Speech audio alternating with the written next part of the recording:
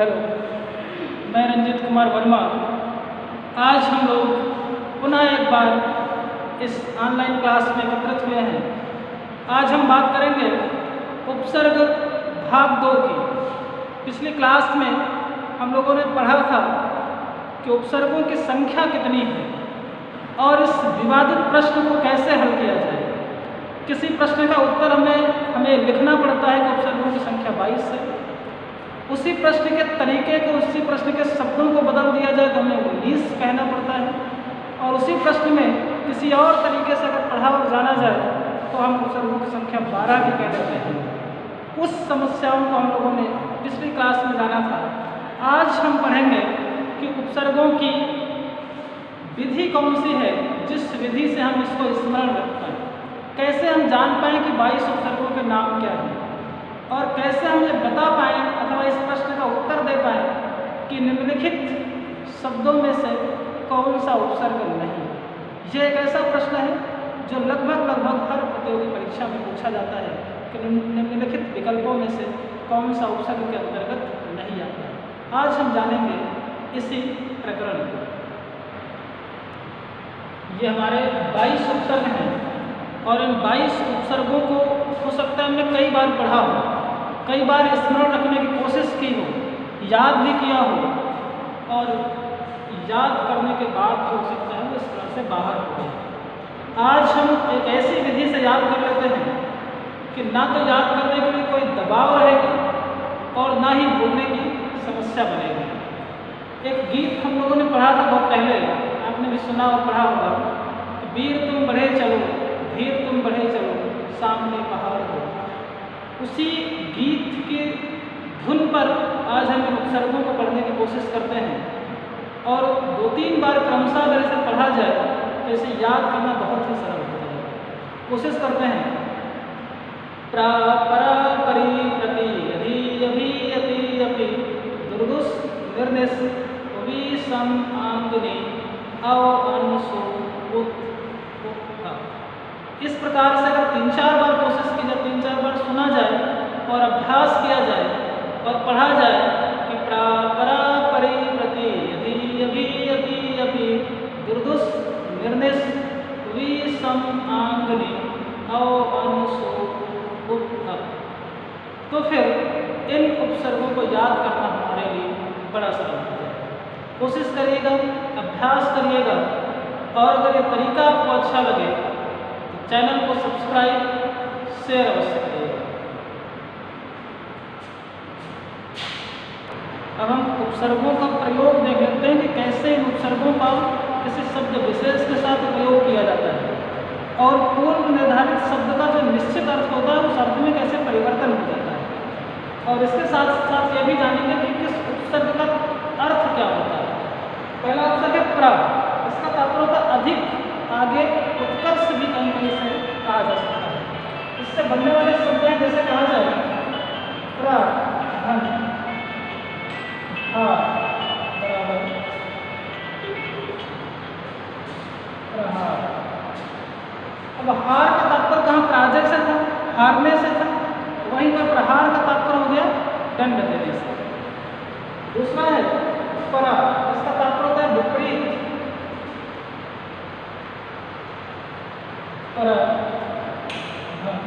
जय बराबर पराजय। इस प्रकार से जय का तात्पर्य जीतना है, और जो जीतने के विपरीत है वो है पराजय। फिर अगला है परि। इसका तात्पर्य होता है चारों ओर।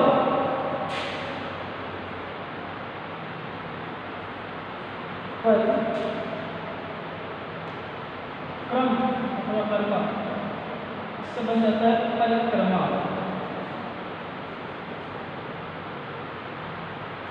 परि का तात्पर्य होता है चारों क्रम, अथवा क्रम का तात्पर्य क्रम से क्रमशः घूमने से, और परिक्रमा का तात्पर्य होता है जिसके चारों ओर आप क्रम से घूम रहे हैं।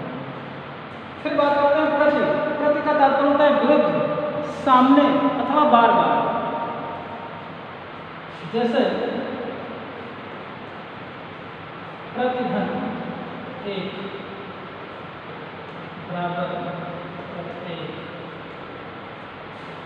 ये एक ऐसा शब्द है जो अलग अलग रहा होगा कि प्रतिधन एक बराबर प्रत्येक इस प्रकार कैसे लिखा गया। तो ये संधि का एक नियम है कि जहाँ पर ई के बाद कोई भी असमान स्वर आता है तो ई के स्थान पर या रख दिया जाता है, उसके बाद वाला जो स्वर होगा वो वैसे ही प्रयोग कर लिया जाता है। जहाँ पर ई थी वहाँ पर यह हो गया, एक है उसके बाद में एक है, तो प्रत्येक बन गया।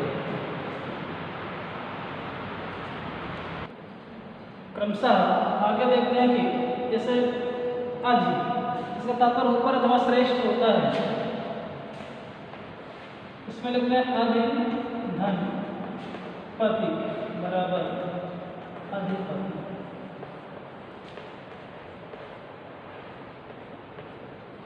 फिर देखते हैं आपकी, जिसका तात्पर्य अपयश, हीन अथवा बुरा में इस प्रकार से बनता है। और इसमें जैसे हम देखें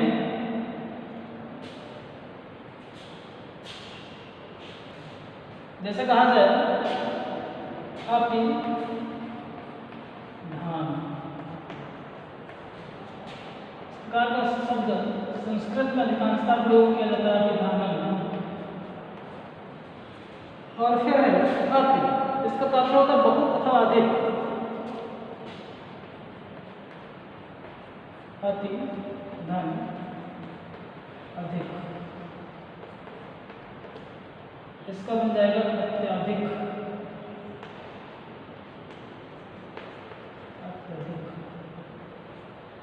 जहां पर भी ई की मात्रा वाले जो उपसर्ग हैं उन उपसर्गों से नया शब्द बनाते समय हमें ध्यान रखना है कि इस उपसर्ग के बाद अगर ठीक पर स्वर वर्ण है और वो स्वर वर्ण अगर ई के इतर है अर्थात असमान स्वर है तो वहां पर हमें ध्यान रखना है कि ई के स्थान पर हमेशा या का प्रयोग किया जाता है। इको एड़च इस प्रकार की एक संधि होती है जहाँ पर इक के स्थान पर यण वर्णों का प्रयोग किया जाता है। तो इस चीज़ को हम ध्यान रखेंगे, जहाँ पर भी हमें ई के तुरंत बाद अगर स्वर मिलता है और वो भी असमान स्वर मिलता है, ई के स्थान पर या, उ के स्थान पर वा, ऋ के स्थान पर रा और री के स्थान पर ला। इस प्रकार से इको एड़च संधि का एक नियम होता है। फिर बात करते हैं अभि। अभि का तात्पर्य होता है दोनों।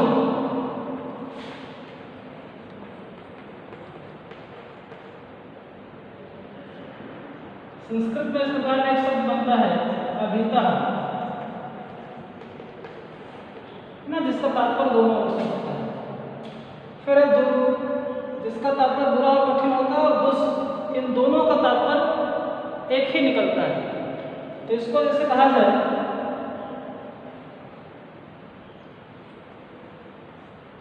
दुर्दशा, इस प्रकार का शब्द बनता है।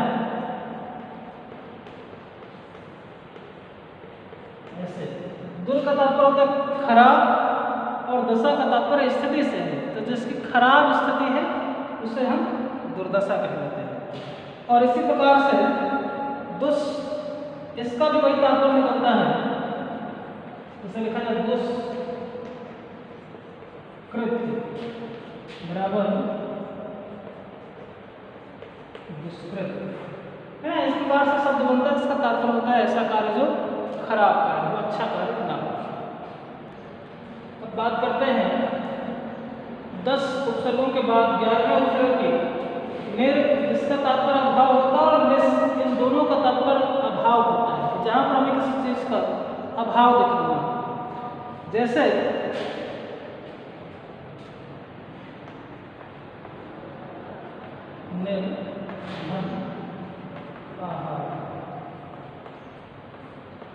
शब्द बन जाता है इससे निराहार। आहार का तात्पर्य भोजन से और निर का तात्पर्य अभाव से। जहां भोजन का अभाव हो वो निराहार है। फिर बात करते हैं निस, इससे शब्द कैसे बनते हैं।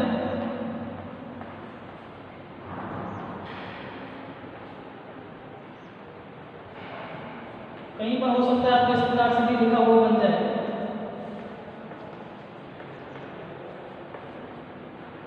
इसमें हमें ध्यान रखना है कि जो सकार है, सकार के स्थान पर विकल्प से विसर्ग का प्रयोग कर लिया जाता है और इससे जो शब्द बनेगा वो बन सकता है निस्वार्थ।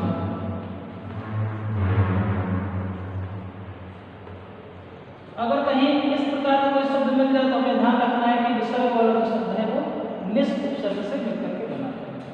फिर बात करते हैं वी की। वी उपसर्ग है, वी धन ग्रह। ग्रह का तात्पर्य तारे से है, लेकिन जब दोनों को मिला दिया जाएगा तो इसका बन जाता है विग्रह, और जिसका तात्पर्य होता है अलगाव से। एक चीज ये ध्यान रखनी कि जहां पर भी इस उपसर्ग के बाद यदि कोई असमान स्वर आता है तो हमें वही पीछे वाले जो ई के बाद कोई भी असमान स्वर आएगा तो वहां पर हमें ई के स्थान पर या का प्रयोग करना है। जैसे आपने व्याकरण शब्द सुना है, तो व्याकरण शब्द का जो सबसे पहला उपसर्ग है वो वी उपसर्ग है, और व्याकरण हम इस प्रकार से लिखते हैं, है ना, ऐसे आगे लिखा जाता है, लेकिन इसमें जो उपसर्ग लगा है वो वी लगा है। तो वो ऐसे कैसे बना? क्योंकि इस ई के स्थान पर या का प्रयोग कर लिया गया और ये वह अधूरा रह गया, क्योंकि इसमें से जब आप स्वर निकाल लेंगे तो ये अर्ध अक्षर बनता है, केवल व्यंजन शेष बचता है, और ई के स्थान पर या हो जाता है। और उसके बाद आंग उपसर्ग लगाया जाता है, तो आंग उपसर्ग का आ शेष जोड़ करके यहाँ पर दीर्घ या बना देते हैं, फिर व्याकरण बनता है। उसके बाद है सम, इसका तात्पर्य था बराबर, जैसे कहा जाए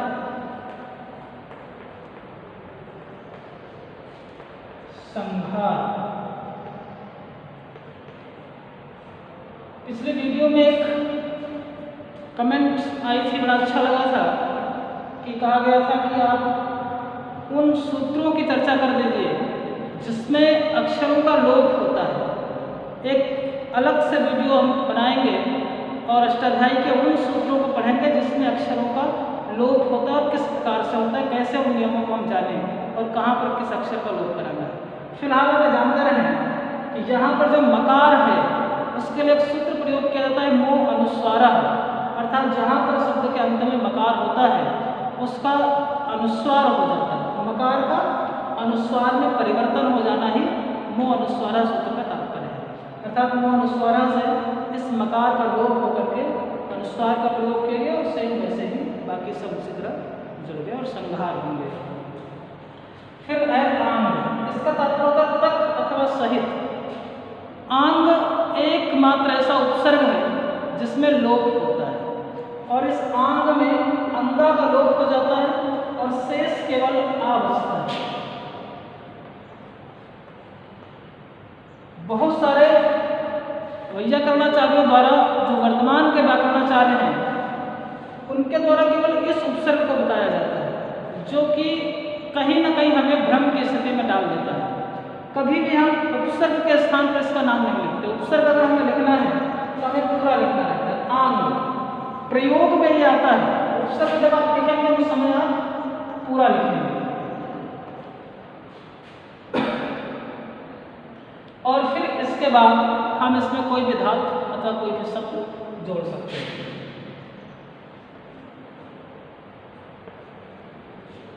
हम चाहते तो यहाँ पर कोई और आसान सा शब्द भी लिख सकते थे, लेकिन इसी को हमने इसलिए लिखा क्योंकि हमें एक शब्द यहाँ पर अधूरा पड़ा था, इस अधूरे शब्द को हमें यहाँ पर पूरा करना है।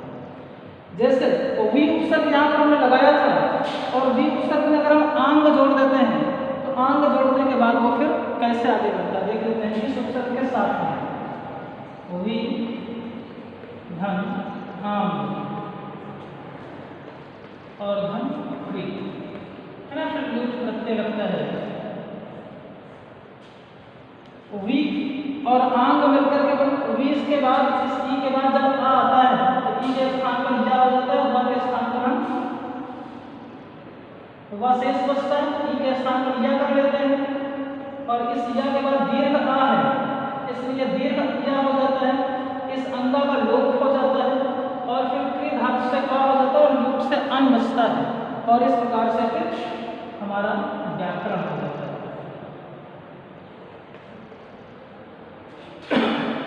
ल्यूट प्रत्यय में अन शेष बचता है और नकार का फिर ड़कार में परिवर्तन होता है अष्टाध्यायी के सूत्रों के माध्यम से, और फिर व्याकरण शब्द बनता है। तो इस शब्द में कई बार पूछा कि कौन सा उपसर्ग है, तो ये एक ऐसा शब्द है जिसमें वी उपसर्ग भी है और आंग उपसर्ग भी है, और आंग के अंगा का लोप हो जाता है। प्रत्यय अगर पूछा जाएगा तो ल्यूट प्रत्यय बताना रहेगा।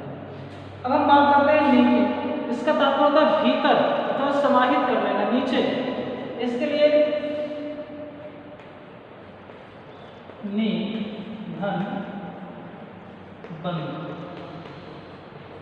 निबंध।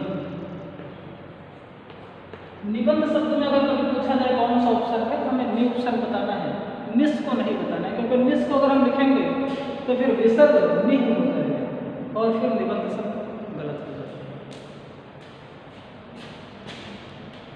क्रमशः उसके आगे बात करते हैं। औ का तात्पर्य खाली, जैसे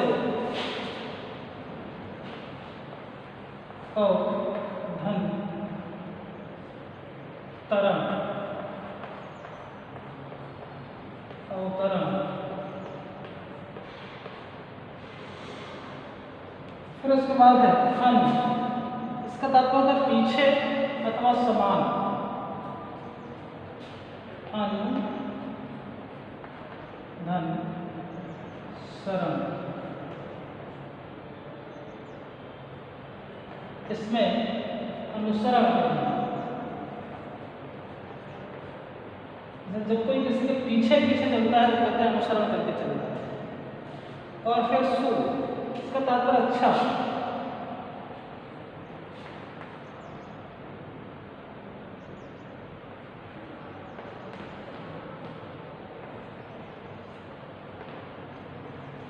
लिखा जाए सुकार। और भी बहुत सारे शब्द बन सकते हैं, सुकन्या इत्यादि। ये एक ऐसा उपसर्ग है जिसमें हम कहते हैं कि सु का तात्पर्य होता है अच्छा और दूर अथवा दुस का तात्पर्य होता है बुरा। एक ऐसा शब्द भी है जिसमें सु उपसर्ग तो लगाया गया लेकिन उसका तात्पर्य अच्छा स्वीकार नहीं किया गया। महाभारत में एक पात्र का नाम आपने सुना होगा दुर्योधन, जिसके नाम में दुर उपसर्ग लगाया गया। दुर्योधन का तात्पर्य होता है कि जो योद्धा खतरनाक हो, खराब हो। दुर का तात्पर्य खराब और योद्धन का तात्पर्य योद्धा। जो योद्धा खराब हो वो दुर्योधन हो। युधिष्ठिर के द्वारा उसे सुयोधन कहा जाता था। सुयोधन का भी तात्पर्य होता है कि जो योद्धा खतरनाक हो, जिससे जीतना मुश्किल हो, वो सुयोधन है। और दुर्योधन का भी वही तात्पर्य है। तो ये एक ऐसा नाम है जिसमें आप चाहे सु उपसर्ग लगाइए चाहे दुर उपसर्ग लगाइए, दोनों का तात्पर्य एक ही निकलता है, दोनों योद्धाओं से जीतना मुश्किल दुष्कर है। फिर है उत, उत का तात्पर्य वर से है।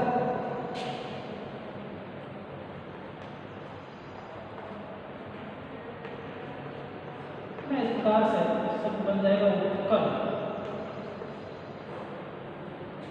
फिर उप, उप का तात्पर्य निकटता से है।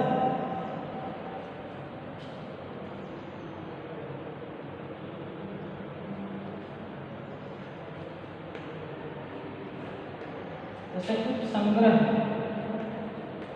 उपसंग्रह।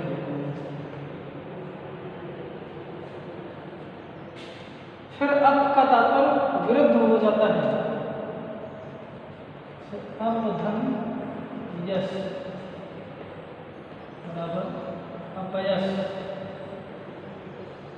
और इस प्रकार से हमने 22 उपसर्गों के प्रयोग को देखने की कोशिश की।